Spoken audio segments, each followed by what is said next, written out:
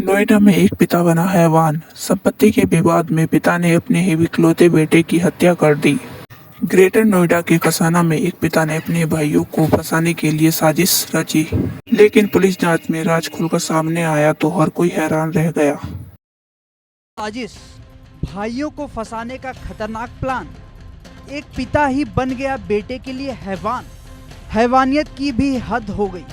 एक पिता ने झूठी कहानी गढ़ी, मंसूबे रिश्तेदारों को फंसाने के, और ये पूरा खेल रचा गया प्रॉपर्टी के लिए। पुलिस जांच में जो राज खुला उसने सबको हैरान कर दिया। एक पिता ही अपने बेटे का हत्यारा बन जाएगा, कोई सोच भी नहीं सकता। ग्रेटर नोएडा की इस वारदात ने सबको हिलाकर रख दिया। मामला ग्रेटर नोएडा के थाना कासना क्षेत्र के सिरसा गांव की 6% कॉलोनी से जुड़ा है। यहां रहने वाले प्रदीप उर्फ पप्पी का 13 साल का इकलौता बेटा सुधांशु 8वीं कक्षा का छात्र था। 7 मई को प्रदीप अपने बेटे को कार में बैठाकर घर से बाहर ले गया। कुछ समय बाद वह अकेला वापस लौटा। परिवार ने जब सुधांशु के बारे में पूछा तो प्रदीप ने दावा किया कि वह उसे किसी रिश्तेदार के यहाँ छोड़ आया है। रात तक जब बच्चा वापस नहीं लौटा तो परिजनों ने सवाल किए।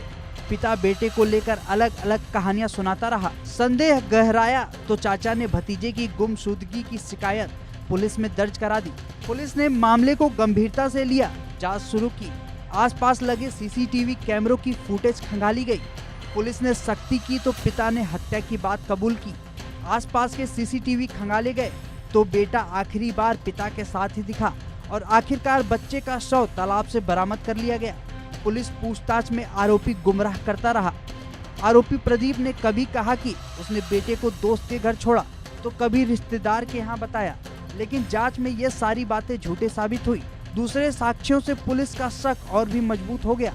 पुलिस ने सीसीटीवी फुटेज खंगाले तो सुधांशु आखिरी बार अपने पिता के साथ ही जाता दिखा, लेकिन उसके वापस लौटने का कोई फुटेज पुलिस को नहीं मिला। पुलिस ने आरोपी पिता प्रदीप से सख्ती से पूछताछ की तो पुलिस को गुमराह करने की कोशिश नाकाम हो गई। पुलिस ने सख्ती की तो आरोपी पिता ने बेटे की हत्या की बात कबूल ली। इस दौरान उसने चाकू से खुद के गले पर वार करके सुसाइड करने की भी कोशिश की। आरोपी पिता ने हैवानियत भरा कदम क्यों उठाया, इसे सिलसिलेवार समझते हैं। ग्रेटर नोएडा के कासना में रोड किनारे 2 बीघा जमीन पर पारिवारिक विवाद चल रहा था। परिवार के मुताबिक चारों भाइयों में जमीन का बंटवारा हो चुका है। करीब 2 बीघा जमीन रोड किनारे है। उस पर बनी दुकानों का अच्छा खासा किराया आता है, जबकि पीछे बनी दुकानों का किराया कम है। उसी जमीन को लेकर विवाद है।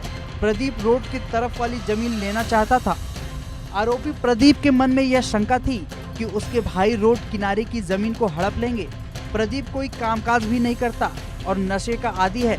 बताया जा रहा है कि आरोपी प्रदीप जमीन को लेकर अपने भाइयों की शिकायत तहसील में करता रहा है और आखिरकार भाइयों को फंसाने के लिए खौफनाक साजिश रची और बेटे को ही मार डाला। ब्यूरो